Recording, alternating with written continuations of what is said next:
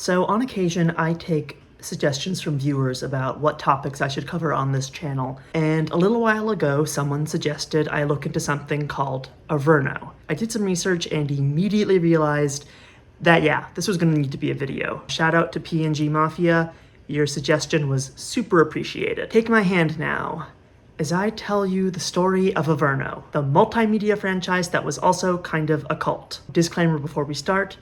This video is going to discuss topics of self-harm, disordered eating, brainwashing, grooming, disassociation, and will mention mental illness. This is really messed up, you guys. It honestly pissed me off in a way video topics rarely actually do. Averno was created by Morgan Smith, a non-binary writer and creator who started working on it during a writing retreat or something, assuming they're telling the truth. Considering the behavior from them we see later, I've every reason to suspect that anything they say may be false, but let's put a pin in that for later. Averno was envisioned by Morgan as a franchise of sorts, something which would have many stories which overlapped and connected because they'd all be set in the same town, a town named Averno. Incidentally, Averno is Latin for the underworld. The town is literally called Hell, which is weirdly poetic in retrospect. Morgan began to work on this huge Averno project, collaborating with their partner at the time on a few episodes of a podcast called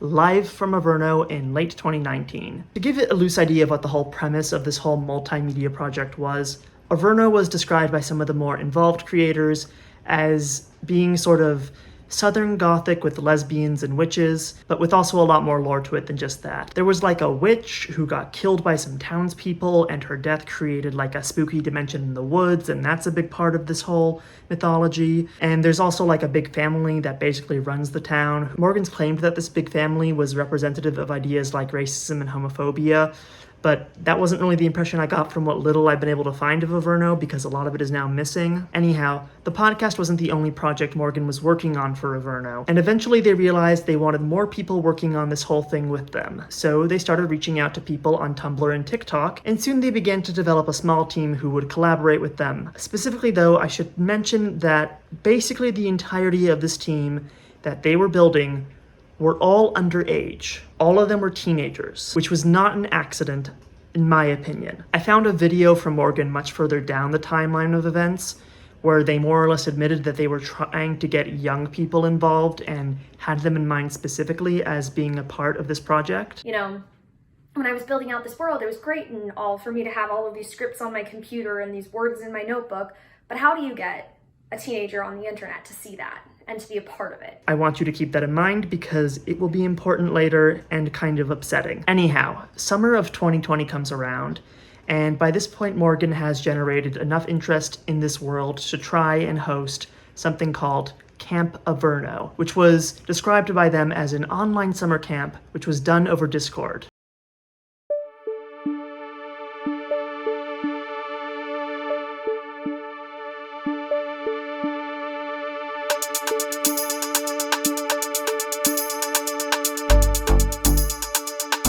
The majority of the participants who took part in this event did so online, but at least 3 teenagers ended up staying with Morgan and their partner, and they worked heavily on the next few official pieces of Averno media. They focused on a musical called Willow. There were probably more than just these 3 teenagers who were living with them, but only 3 people who lived with Morgan have come forward. I don't know how many others there were. Willow was a musical set over the course of several years, focusing on 3 different pairs of girls who end up meeting at a willow tree in the woods at different points in time near the town. And I have to be honest, the people who lived with Morgan as they were working on this paint a horrific picture of what working on this musical was like. Morgan, for starters, if I'm going to be nice about this, was something of a workaholic and expected the same from others, or at the very least pretended that they did. Throughout every step in the development of Willow, as well as every other project connected to Averno, Morgan encouraged working long hours for themselves and their collaborators, whether they were collaborating in person or simply online. I found anecdotes about 10-hour Google Meetup calls that people had to participate in as they worked on bringing Morgan's idea to life. And when it came to two of the individuals who were living with Morgan, who went by the online monikers of Sushi and Augie respectively, Morgan also encouraged them to guzzle energy drinks to keep their energy up. This picture here is an example of how many Red Bulls they consumed over the course of just a few days. Jesus, that's too many. To quote Augie's statement in the Why We Left Averno Google Doc, which was an excellent source for this video, Morgan would also brag to me and others on the team that they hadn't eaten or had water in a long time, like it was something to be proud of. Morgan would encourage other members of the team to engage in this behavior as well, and often rewarded you for doing so with extra attention and in some cases extra projects, which we were all eager to receive from them. There was a point where I began to adopt Morgan's unhealthy habits, and I'm still struggling to get rid of them and get back to healthy work habits. At Averno, you were rewarded for self-sacrificial behavior, and that became an important aspect of how the brainwashing started to take effect. Many of us were working 10+ hour workdays, sometimes late into the night, into the AM, at the cabin.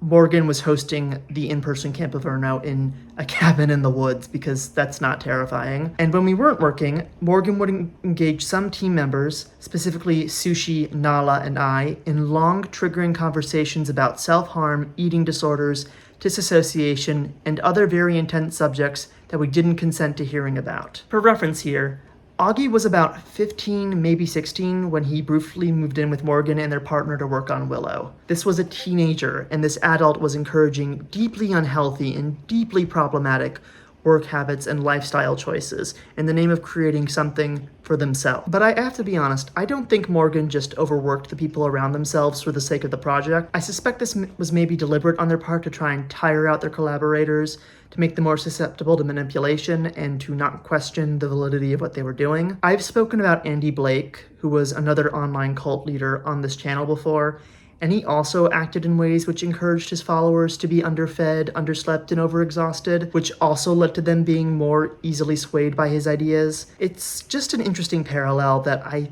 think is worth noting. Morgan's attempts to manipulate and capitalize on the altered mental state of the minors who were living with them were also elaborated on by Augie as well in this document. Morgan would often evoke and encourage disassociation for me and other members of the team. We would have sessions where they would take me out into the woods to play disturbing music, and then they would have me stare into their eyes in the dark until I saw a figure. Morgan had me convinced it was a special ability that only we had, so I bought into it. They even went as far as to print out released FBI documents about wavelengths and brain vibrations to put a scientific name to what was just disassociation. They talked about characters from Averno as if they were real, and slowly started feeding me stories about the woods on the property and how they were haunted with entities and such. While I was in the woods, I experienced memory gaps, but I do know that they would take us out to this old tiny cabin that was at least a half an hour walk into the woods, where they would light candles, play disturbing music, and trying to reach entities that they claimed were out there. That's when I started seeing and feeling things. At first, I was always very scared, so I often just wanted to leave as soon as possible. Another one of the teens who was a part of the small group involved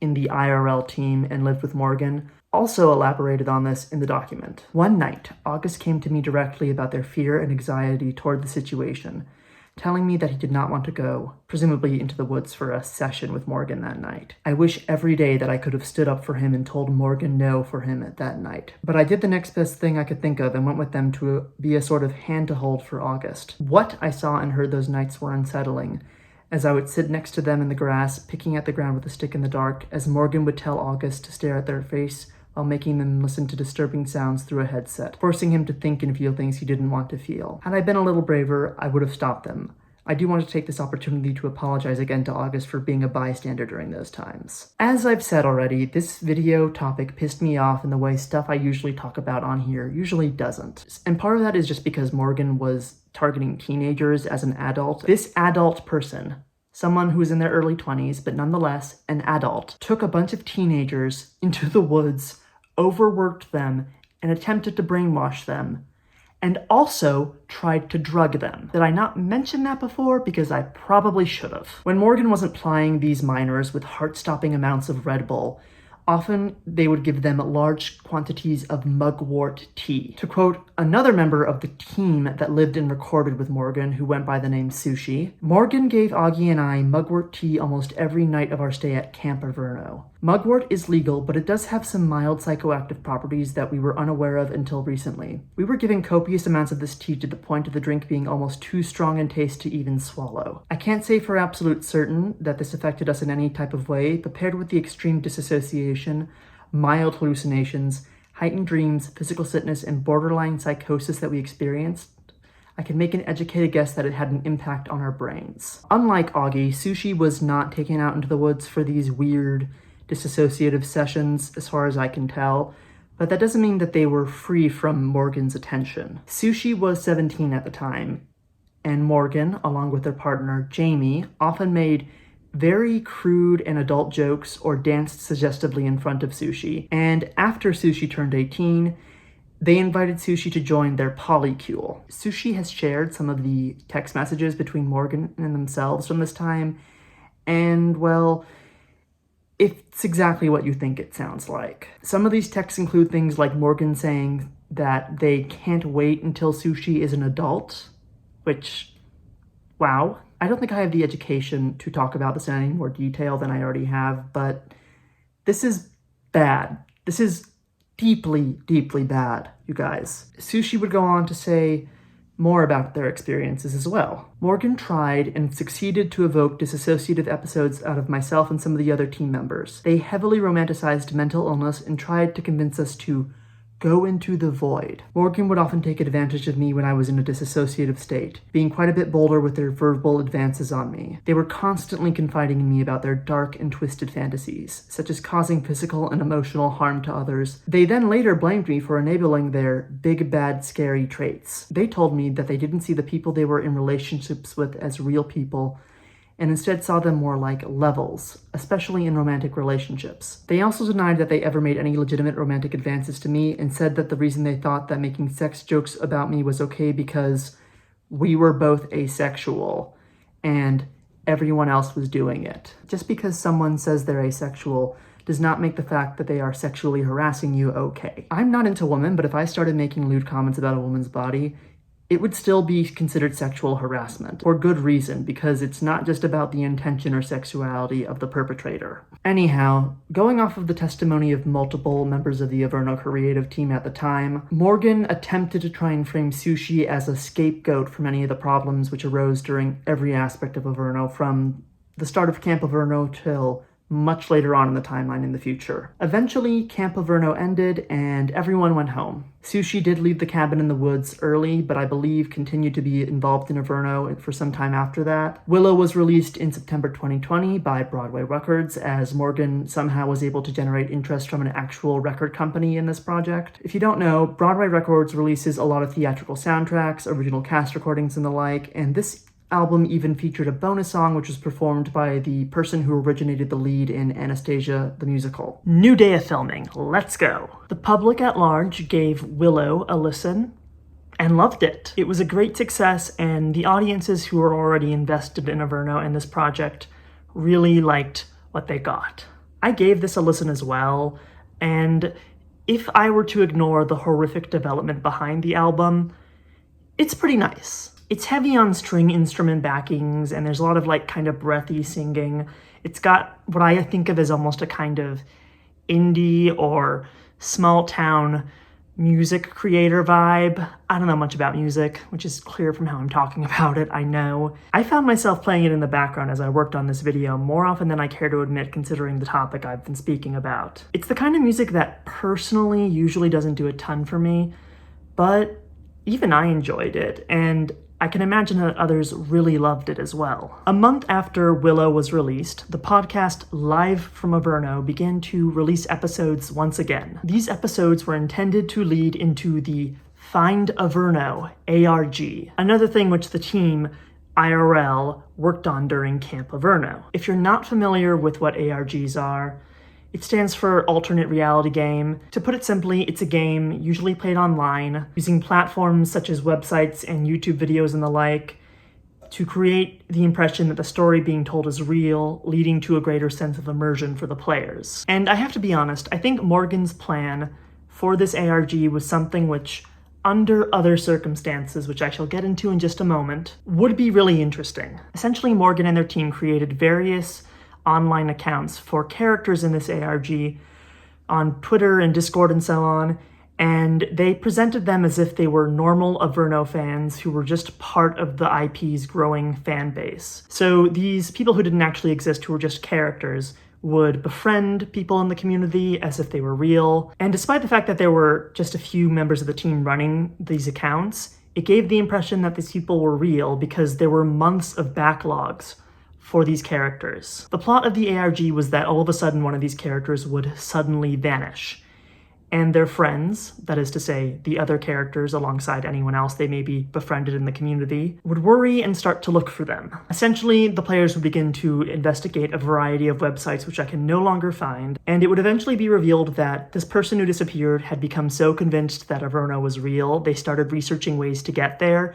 and they somehow used like mystic geometry or something to cross the dimensions and actually reach Averno. Under other circumstances, I would think this is actually kind of clever. Having someone who seems to just be a player in the story suddenly get wrapped up in the story and actually impacted by the events that are being portrayed can add another level of immersion, which is one of the really cool things about doing an ARG. For example, this actually happened in the Ben Drowned ARG way back in the 2010s. A player encountered one of the main villains after a character tried to give him important information privately. Also, the Ben Drowned creepypasta is actually part of a broader ARG that a lot of people don't seem to know about. I'm quite knowledgeable about it. Let me know if you want to hear about it below, I suppose. So the issue with Averno, and why I think it was a very questionable choice, to say the least in this case, is that one of the themes that Morgan wanted to explore was mental illness. And at the very least, according to one contributor to the Why We Left Averno document,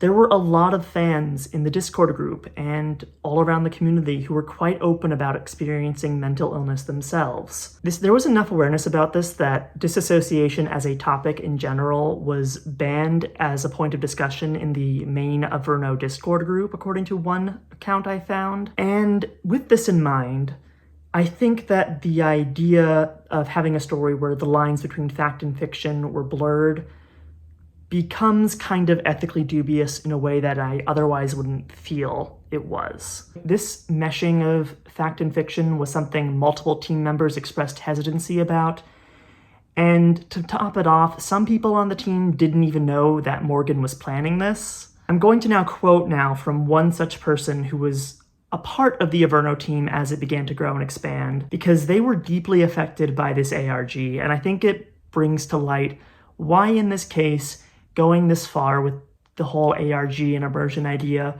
was maybe not the best idea, by which I mean to say it was kind of messed up, and probably messed up in a very calculated way. Around this time, I was very new to the team, so I wasn't in on this secret project, the ARG. One day, I was added to an Averno Stan Twitter group chat, and in it were multiple people posing as what I would eventually find out were fictional ARG characters. At the time, they posed as real people and we all fell for it because there was no reason not to. Their accounts appeared as normal Averno fan accounts. They even interacted with other real fans as if they were kids who were part of the fandom. We all thought that they were real people and Averno fans just like us. I actually became very close to these people and developed a lot of care for them.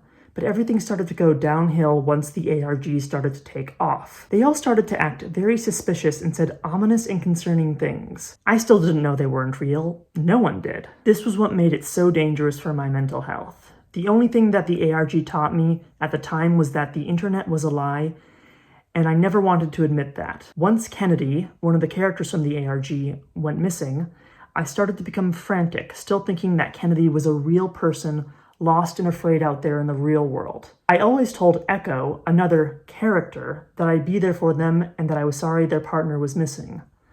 Soon all of the people I thought were my friends left, and then the ARG ended.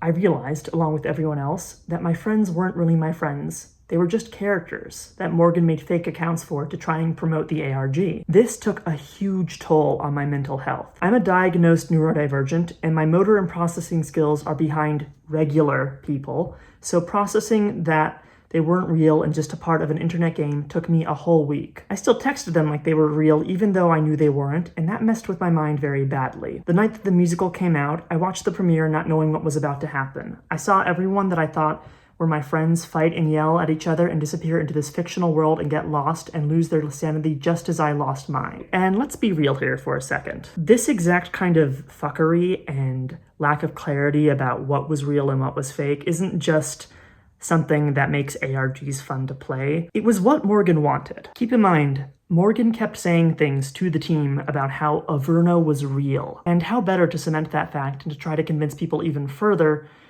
than to make it seem like someone from the real world somehow got to it by crossing realities. I honestly think that Morgan was aware that there were a lot of people in the community who would be deeply affected by this kind of messing with their minds and their ideas of reality, and I personally think that's why doing an ARG really appealed to them. It wasn't because they had any interest in the craft, it was just to elicit some kind of psychological response, a deeply messed up one, I might add, from the players. The ARG concluded with the release of a YouTube video which compromised the next actual musical in the series, which is what that comment from the person in the doc was mentioning. This musical was called Dazed. I didn't listen to this one as much as I listened to Willow. I don't have a huge opinion on it. If memory serves, it was about characters who had made it from the real world into Averno, then getting stuck in like the shadow version of Averno. Sounded really weird. All of this was a huge stepping stone for the Averno project though.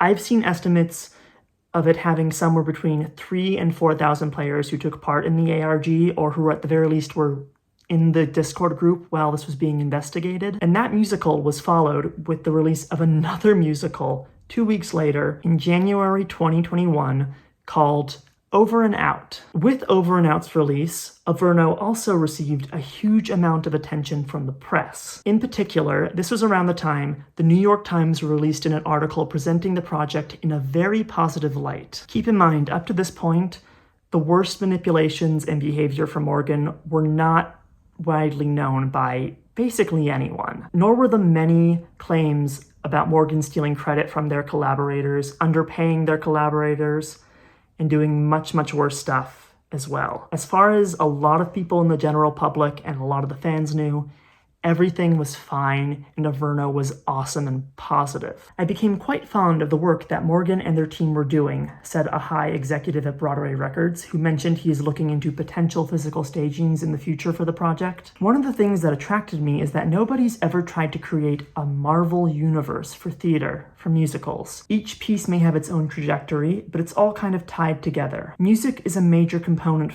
of Averno, but Smith tends to see it as serving a bigger goal. I'm not really interested in musicals, they said. I'm interested in telling stories that use music to further an emotion. I'm not trying to write the perfect Broadway standard. I'm trying to tell the best story I can. The article goes on like this for quite some time, and I'm not going to read all of it, but I honestly find the whole comparison to the Marvel Cinematic Universe so weird. Not just for this, I just think that multimedia, giant conglomerate, universe-spanning stories are just not interesting anymore. I have to say, I think there's a reason nobody's tried to create a Marvel universe for theater or for musicals, which is that I think that if you were to break down the components of how theater works, it's not really a good fit for like making multiple shows in a series or that kind of thing. Anyhow, in June 2021, another Camp Averno was held. And unlike the first one, we can actually find advertisements for this, as the advertisements are still up on TikTok. It's one of the few things Morgan never got around to taking down for whatever reason. And I have to be honest, a lot of the language in a lot of these ads really do not help the cult vibes that the entire project gives off. There's a lot of talk in them about going someplace where you belong, where you can be free, that sort of thing. Also, Morgan is wearing these really fake-looking fairy wings in a lot of these advertisements, which is funny to me, not because they look super fake, but they seem out of place for what they claimed Averno was. In the New York Times article, Morgan describes the entire project as being very like Stephen King / Welcome to Night Vale / Twin Peaks / Bridge to Terabithia, and also mentions the horror novel We Have Always Lived in the Castle by Shirley Jackson as a major inspiration in addition to those. And as such, I don't really understand the choice of fairy wings, because with the possible exception of Bridge to Terabithia, none of these stories strike me as being particularly fae or happy fantasy-like, you know? Like, I love We Have Always Lived in the Castle, but nothing about any of the lore I was able to find about Averno from the Averno wiki really suggested that it was remotely similar to anything that happened in the book with regards to plot or regards to character, Both of them are about small towns, and both of them are about closed-mindedness. Supposedly, nothing about Averno's actual stories actually suggested they had anything to do with those concepts, even though Morgan said they did. Side note, read We Have Always Lived in the Castle. It's probably the scariest book I've read in my entire life. It's really worth a read. To be honest, as I was reading up on this, I couldn't help but note that aspects of Averno feel kind of like they're calculated. Like they're trying to appeal to the genres and aesthetics that were super in and popular at the time on Tumblr and TikTok. I obviously can't prove anything, this is just conjecture on my part, but Averno has what I can only describe as kind of a witchy cottagecore vibe, which was very big when this project started. I mean, it continues to be big, but this was around the time when I remember there being an explosion in cottagecore popularity. And also, like, there's this plot point in a lot of these stories about the one university in the town, which is called a new school. And the whole thing about this school is that it looks like a really old and ancient cathedral, the kind which you don't really find here in the US. And it offers majors in things like cults and mysteries, or lost histories, or hidden sequences, or creation and destruction. And the entire thing feels like it's trying to appeal to the whole dark academia side of things, which was also big at this time. It's entirely possible that that's a coincidence and Morgan planned all these things well before these aesthetics got popular, or that they were genuinely inspired by these genres, but I can't help but wonder if they made choices about the story not because they were passionate about this story they personally wanted to create, but because they knew they would be popular, and they knew that it would appeal to more people online, and thus they would be able to get more attention. After all, Tumblr and TikTok were where most of the conversations about aesthetics like dark academia were taking place. It wouldn't surprise me if they made changes to the structure of Averno to appeal to people who were into that kind of thing. Anyways, not long after this, the musical Bitter Summer was released in June of 2021. This was after it had gone through a year-long post-production hell, mainly due to Morgan's own mismanagement. And then Averno just kind of ended, from what I can tell. I'm not sure what kind of arguments or fights happened behind the scenes because the people who have come forward to speak about all of this haven't gotten into this period in any detail in any place I can find. I don't know what happened. I was not there. All I know is soon after this, videos from the Averno team vanished off of YouTube and many other platforms. As such, there is a lot of Averno media that is now missing. There was a web series that I didn't talk about that I can find no proof of existing besides the people who made it saying that they worked on it. And of course, I have every reason to believe them. I'm not saying that they're lying. I'm just saying that I can't find any proof of them anymore. The filmed version of that second musical, which debuted on YouTube, also gone. And this isn't even getting into all the many small clues and details that were likely a part of the Averno ARG that, as far as I can tell, no one ever bothered to record in any shape or form. Pro tip, if you are going to be involved in an ARG, check and make sure someone is recording at the very least a timeline of events as they are happening, because otherwise that material is just lost. It seems like Morgan created a monstrosity of a community, and in the process of doing so, hurt a lot of people. All because they really wanted to convince others that Averno was real, and I am not entirely sure why they wanted to do that. But then that same egotism and narcissism eventually caught up to them and led to their and the project's downfall. People started leaving. The Why We Left document I've been quoting was put together by a variety of participants, and Averno just kind of disappeared. Like that. Many people were shocked when they discovered how bad things truly were behind the scenes. Many TikToks were made about this, either from the broader Averno fanbase or from people who were involved in the production team for the Averno project. And that team was pretty big. I'm pretty sure it was over 100 people by the time all this fell apart. In my opinion, the entirety of Averno was an attempt by Morgan to create a cult or something. It's entirely possible that they were just a sociopath who was just hoping that this would be a way to mess with people's minds for the sheer thrill of it. But I'm not sure. To be perfectly honest, I don't think Morgan ever fully convinced people that Averno was real in the way they wanted people to start believing it was. Yes, there are mentions of them deeply psychologically messing with several people, but I don't think anyone ever got convinced really and truly that it was real in the way that would create serious believers in this whole idea, in the way that they likely intended if this was an attempt at creating a cult. It's not like Morgan hid their sociopathic tendencies either. The document discusses how they were quite open with August and Sushi about how they didn't see the people close to them as real people, that they liked the idea of being the chess master and being able to play with people and manipulate them just for the sheer fun of it. And that's monstrous. I don't think Morgan is well. They clearly downplayed their own self-destructive tendencies like self-harm whilst talking to other people, which points to them likely needing some help. But that does not mean I think that what they did to others is remotely forgivable. If Morgan is watching this, fuck you. If any of Morgan's victims are watching, I hope in the last few years you've been able to find peace and have begun to process whatever you've gone through. And I hope that this whole video was seen as respectful and not just salacious. I don't know what any of the people involved in Averno are doing now. I saw someone claiming on Reddit that Morgan is now the TA of a class they're taking in college, but I have no way of verifying if that person is telling the truth, so take it with a grain of salt. According to this person as well, Morgan has also changed their name,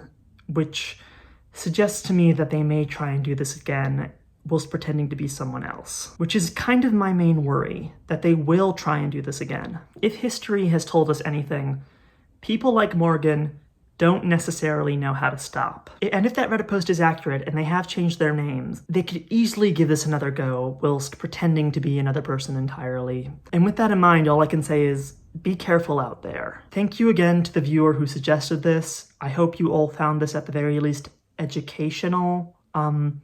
What do you make of this? Let me know below. Were you a part of Averno? Could you tell me a little bit more about the lore or story? And don't forget to leave a like and subscribe. I'm working on some really exciting stuff coming forward. The next video will be out probably in October. For those of you who subscribe and keep an eye on what I post to the community tab on here, you may know I've been working on a video about the original gothic vampire soap opera Dark Shadows, which was adapted into a movie about 12 years ago. Geez, time flies. I don't know if that video will be out in time for October this year, but something else will come out if that doesn't. In the meantime, I'm David M, and I'll be seeing you soon. Cheers.